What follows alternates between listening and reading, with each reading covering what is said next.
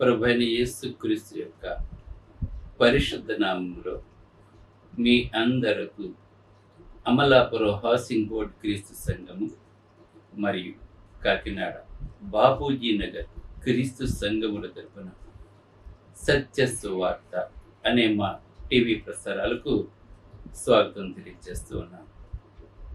ఇవాళ ధ్యానాశయం ఏంటంటే ఎవరు దేవుడు ధ్యానాశయం.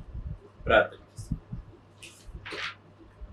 మమ్మలను మిక్కిలిగా ప్రేమించిన పరలోకమందున్న మా ప్రియ తండ్రి, నీ పరిశుద్ధ నామమునకు స్తోత్రములు స్తుతులు తెలియజేస్తూ ఉన్నాను తండ్రి.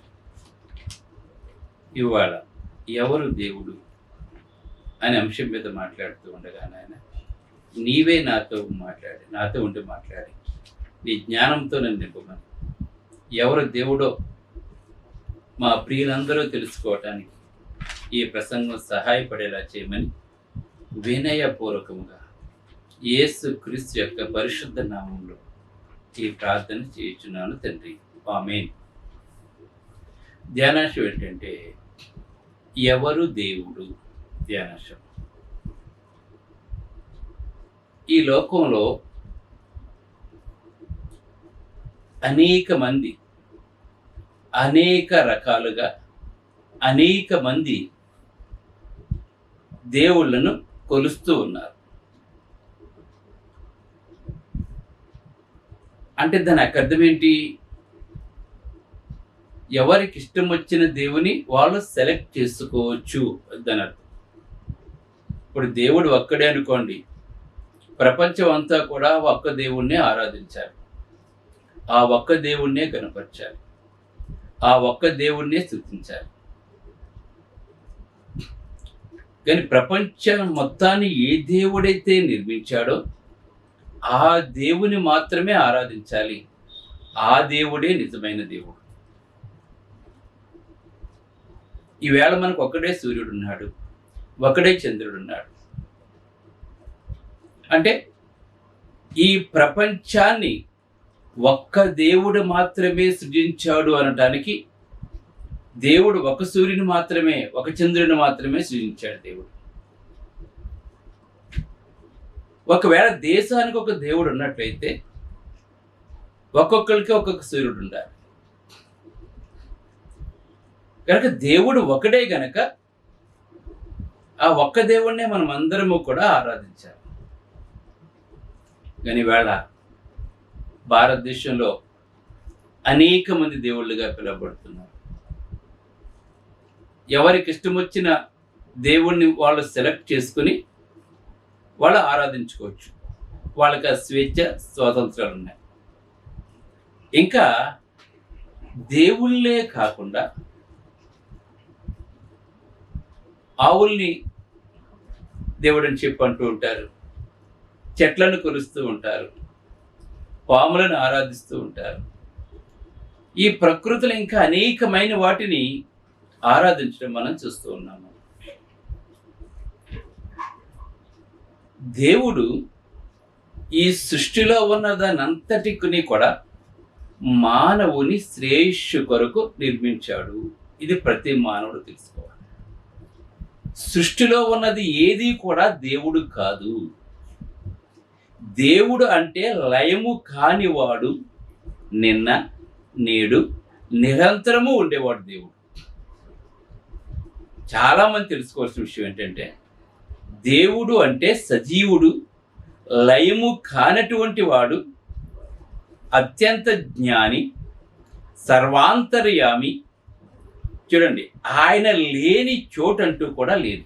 ఎందుకంటే ఈ విశ్వాన్ని ఆయనే కలగజేశాడు గనక ఈ విశ్వమంతటి మీద అధికారి అయి ఉన్నాడు, విశ్వానికి రాజు అయి ఉన్నాడు దేవుడు. కనుక ఈ విశ్వాన్ని సృజించిన దేవుణ్ణే మనం ఆరాధించాలి కానీ ఆయనే నిజమైన దేవుడిగా మనం కొలవాలి కానీ ఈ సృష్టిలో ఉన్నది ఏది కూడా దేవుడు కాదు. ఒకవేళ ఈ సృష్టిలో ఉన్న దాని గనక దేవుడు అని చెప్పి నువ్వు అన్నట్లయితే నువ్వు దేవుని అవమానించిన వాడవుతావు. ఎందుకంటే ఈ సృష్టిలో ఉన్న ప్రతీదీ కూడా ఒక చెట్టు మానవుని కొరకు, ఒక ఆవు మానవుని కొరకు, ఈ సృష్టిలో ప్రతీదీ కూడా మన కొరకు దేవుడు వాటిని నిర్మించాడు. మన కొరకు మాత్రమే సృజించాడండి. కనుక అవన్నీ కూడా మనం ఉపయోగించుకోవడానికి దేవుడు ఇచ్చినటువంటివి. అవన్నీ కూడా సూర్యుని వెలుగమని చెప్పాడు. మనకు వెలుగు కావాలి, వెలిగిస్తున్నాడు. ఈ సూర్య చంద్రులను నిర్మించడానికి గల కారణం ఏంటంటే, మనకి రోజులు, వారములు, నెలలు, మనకి క్యాలెండర్ తెలియటం కొరకు దేవుడు వాటిని నిర్మించాడు. దేవుడు ఇది మనం తెలుసుకోవాలి. మనం కనుక ఈ సృష్టిలో ఉన్నది ఏది కూడా దేవునిగా మనం భావించకూడదు. వీటన్నిటినీ కలగజేసిన వాడే దేవుడు అన్న సంగతి మనం తెలుసుకోవాలి. అలాగే దేవుడు అంటే లయము కానివాడు, నిన్న నేడు నిరంతరము ఏకరీతిగా ఉన్నటువంటి వాడు. ఎందుకు ఈ సృష్టిని పూజించకూడదు అంటే, ఈ సృష్టిలో ఉన్నదాన్ని పూజించకూడదు అంటే, ఒకవేళ ఈ సృష్టిలో ఉన్న ఒక పదార్థాన్ని తీసుకుని దేవునిగా చేసుకున్నా కూడా అవి ఏమవుతుందంటే కొద్ది రోజుల తర్వాత లయమైపోతూ ఉంటాయి. అంటే ఏదో ఒక రోజున ఈ సృష్టి మొత్తం లయమైపోతూ ఉంటుంది దేవుడు మరలా రెండవ రాకట్లో వచ్చినప్పుడు. కనుక కంటికి కనిపించే ప్రతీదీ కూడా అది ఏంటంటే లయమైపోతూ ఉంటుంది. కంటికి కనపడిందే అది శాశ్వత కాలము, నిత్యత్వంగా ఉంటుందండి. ఈవేళ మన ప్రాణం ఉంది, మనలో ఆత్మ ఉంది. ఇటువంటి మన కంటికి కనపడటం లేదు. మనకి ఏ ఆత్మ అయితే మనల్ని బ్రతికిస్తుందో ఆ ఆత్మ నిత్యము, కానీ కంటికి కనబడి దేహము లయమైపోతూ ఉంటుంది. కనుక దేవుడు ఎవరు అంటే, ఈ ప్రపంచాన్ని నిర్మించినటువంటి వాడు, మనల్ని నిర్మించినటువంటి వాడు, మనం బ్రతకడం కొరకు ఈ సృష్టిని అంతటినీ చేసినటువంటి వాడు ఎవరంటే దేవుడు అండి. కేవలం సృష్టి మన కొరకే ఉందండి. మానవుడు బ్రతకాలంటే నేల కావాలి, మానవుడు బ్రతకాలంటే గాలి కావాలి, మానవుడు బ్రతకాలంటే వెలుగు కావాలి, మానవుడు బ్రతకాలంటే నీరు కావాలి, మానవుడు బ్రతకాలంటే అగ్ని కావాలి. పంచభూతాలంటే 5 ఎలిమెంట్స్ అని మాట్లాడుతున్నాం. గనుక ఇవన్నీ కూడా దేవుని చేత నిర్మించబడినవి. వీటన్నిటినీ చేసిన వాడే దేవుడు. అయితే ఇవాళ మానవులు ఏం చేస్తున్నారంటే, భూమి మీద పుట్టిన ప్రతి ఒక్కరూ కూడా సుఖ సంతోషాలతో జీవించడానికి, ఆనందంగా ఉండటానికి వాళ్ళు ఎక్కడెక్కడో తిరుగుతున్నారు, ఏదేదో చేస్తున్నారు. ఎప్పుడూ కూడా సుఖముగానే ఉండాలని చెప్పి అనుకుంటూ ఉన్నారు. ప్రతి మానవుడు కూడా సంతోషంగా ఉండాలని కోరుకుంటూ ఉంటాడు. ఆ ఆనందం కోసం ఎన్నెన్నో చేస్తూ ఉంటాడు, ఎంతో డబ్బు సంపాదిస్తుంటాడు, అయినా అతను తృప్తి ఉండదండి. లక్షల కోట్లు ఉన్నాయి ఇవాళ. చాలామంది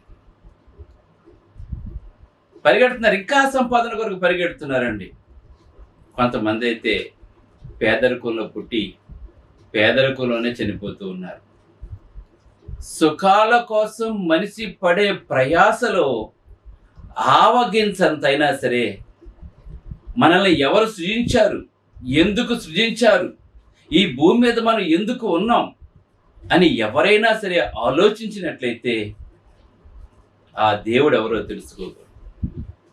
ఇవాళ చాలామంది అసలు పనులకి ఇచ్చినంత ప్రాధాన్యత పుట్టించిన దేవునికి ఇవ్వటం లేదు. ఇవాళ ప్రతి ఒక్కరూ కూడా తమ తమ సొంత పనులకే ప్రాధాన్యత ఇస్తున్నారు. అసలు దేవుని ఎన్నిక లేని వానిగా చేస్తూ ఉన్నారు. ఏ దేవుడైతే నిన్ను కలగజేశాడో, ఏ దేవుని వశంలో అయితే నీ ప్రాణాత్మలు ఉన్నాయో, ఆ దేవుని నిర్లక్ష్యం చేసి ఈ లోకమే శాశ్వతము, డబ్బే శాశ్వతము అని అనేక మంది వేళ డబ్బు వైపు పరిగెడుతూ ఉన్నారు వేళ.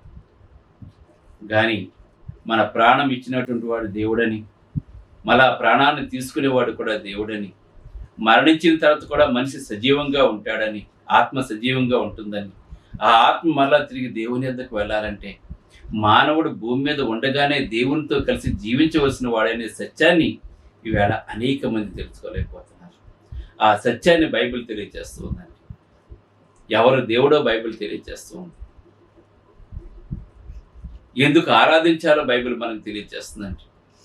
ఈ సృష్టిని ఎలా చేశాడో బైబిల్ తెలియజేస్తుందండి. మానవుడు ఎలా రూపింపడ్డాడో మనకు దైవ గ్రంథం మనకు తెలియజేస్తూ ఉందండి.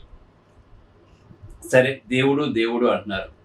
మరి దేవుడు ఎలా ఉంటాడని చూసినట్లయితే ఆయన ఒక వ్యక్తి, లేదంటే ఒక శక్తి, లేదా ఒక పదార్థం అని ఆలోచన చేసినట్లయితే ఆయన ఈ ప్రపంచాన్ని తన శక్తితో నడిపిస్తూ ఉన్నాడు. కనుక దేవుడు శక్తి అయి ఉన్నాడు. ఈ ప్రపంచం నడుస్తుంది అంటే, చూడండి, భూమి తన చుట్టూ తను తిరుగుతుంది అంటే, భూమి సూర్యుడి చుట్టూ తిరుగుతున్నాయంటే, వర్షాకాలం తర్వాత మళ్ళా శీతాకాలం, శీతాకాలం తర్వాత మళ్ళా వేసవకాలం, అలా ఋతువులు సక్రమంగా తిరుగుతున్నాయంటే దాన్ని నడిపిస్తున్నది ఒక శక్తి అని. అలాగనే సూర్యుడిలోంచి వెలుగొస్తుందంటే దాన్ని నడిపిస్తున్నవాడు దేవుని యొక్క శక్తి అని మనం తెలుసుకోవాలి. అందుకే ఇంకా చూసినట్లయితే ఆయన ఎలా ఉంటాడు అంటే ఆయన ఆత్మగా ఉన్నాడండి. అందుకే దేవుడు ఆత్మ. దేవుడు శరీరంతో లేడండి. ఆయన ఒకప్పుడు శరీరంతో వచ్చాడండి. యేసుప్రభు దైవత్వంలో ఒకరైనటువంటి ప్రభు అయిన యేసుక్రీస్తు వారు 2024 సంవత్సరాల క్రితం ఆయన శరీరంతో వచ్చాడండి ఈ లోకంలో. అప్పుడు వాళ్ళు చూశారు, ఆయన చనిపోవటం చూశారు, ఆయన అద్భుతాలు చేయటం చూశారు, ఆయన చనిపోయిన వాడిని లేపటం చూశారు, నేల మీద నడవటం చూశారు, ఆయన అనేక మందిని బాగు చేయటం చూశారు, ఆయన తిరిగి లేవటం కూడా చూశారండి. అప్పుడు శరీరధారిగా ఉన్నాడు యేసుప్రభు. కానీ ఇప్పుడైతే దేవుడు ఆత్మగా ఉన్నాడు. అందుకే దేవుడు ఆత్మ గనుక ఆయనను ఆరాధించువారు ఆత్మతోనూ సత్యముతోనూ ఆరాధించాలని దైవ గ్రంథం అని తెలియజేస్తుంది. దేవుడు ఎవరు ఎలా ఉంటారంటే దేవుడు ఆత్మ. అందుకే దేవుడు సృజించిన వస్తువులను చూచుట ద్వారా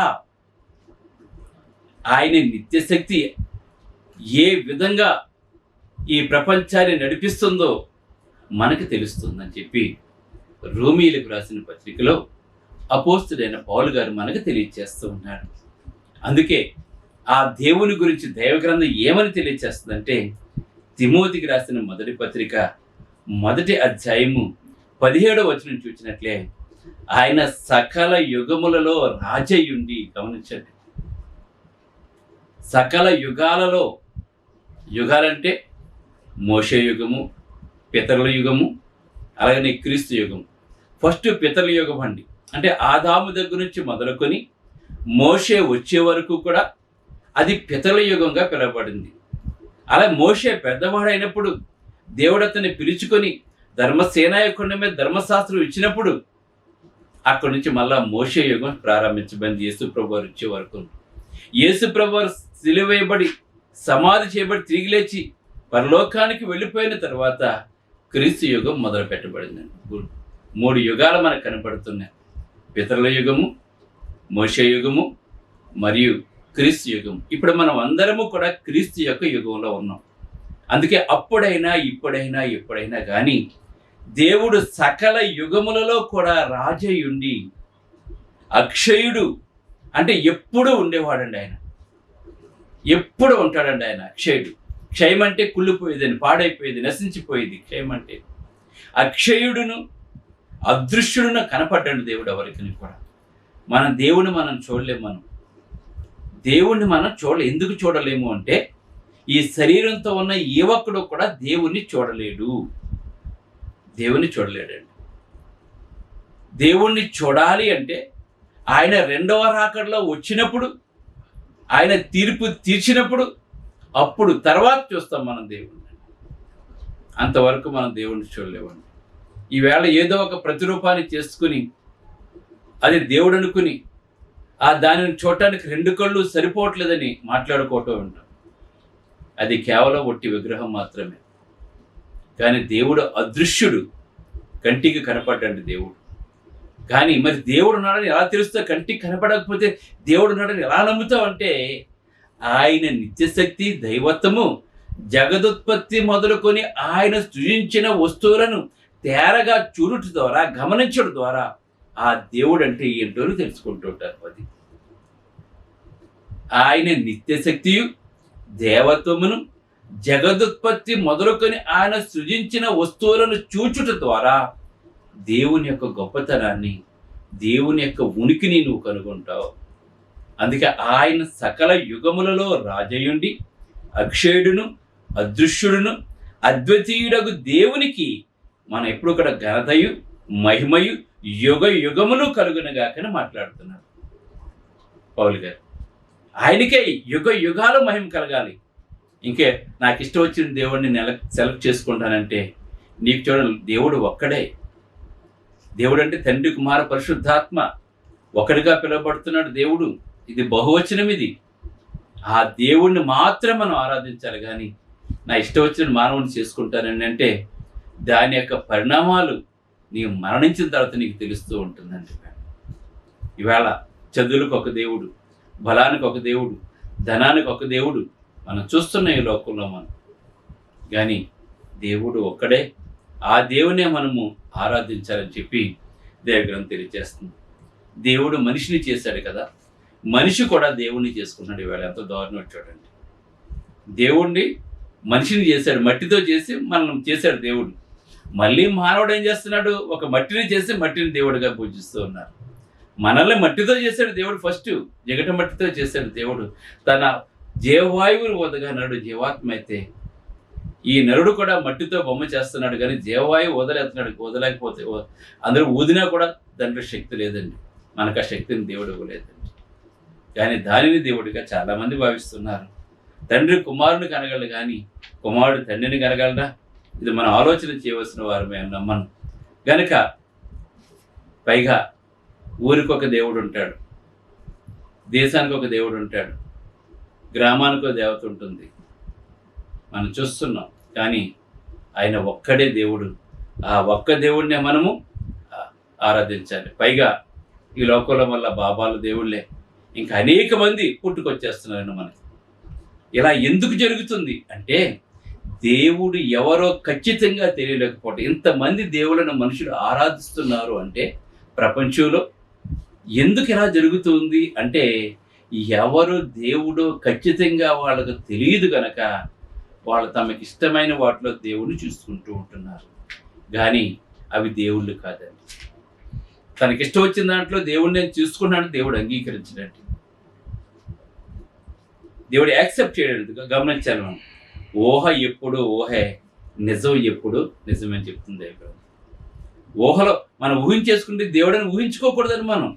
ఈ చెట్టు దేవుడు కొంతమంది మాట్లాడుతున్నారు. ఇవాళ క్రైస్తవులు క్రీస్తుని ఆరాధిస్తుంటారు, ముస్లిమ్స్ ఏమో అల్లాహ్ని ఆరాధిస్తూ ఉంటారు. అవి ఈ మధ్య కాలంలో వచ్చినట్టు కొన్ని వేల సంవత్సరాల క్రితం వచ్చినటువంటివన్నీ కూడాను. మాదైతే సనాతన ధర్మము కొన్ని లక్షల కోట్ల సంవత్సరాల నుంచి ఉంది, మేము అన్ని సమస్తంలో మేము దైవత్వాన్ని చూస్తాం అని మాట్లాడుతూ ఉంటారు. కానీ ఈ లోకంలో ఉన్నదంతా కూడా మన కొరకని, నిజమైన దేవుణ్ణి మాత్రమే మనం ఆరాధించాలని దైవ గ్రంథం మనకు తెలియజేస్తూ ఉంటుందండి. కనుక దేవుడు తెలియజేస్తున్నాడు.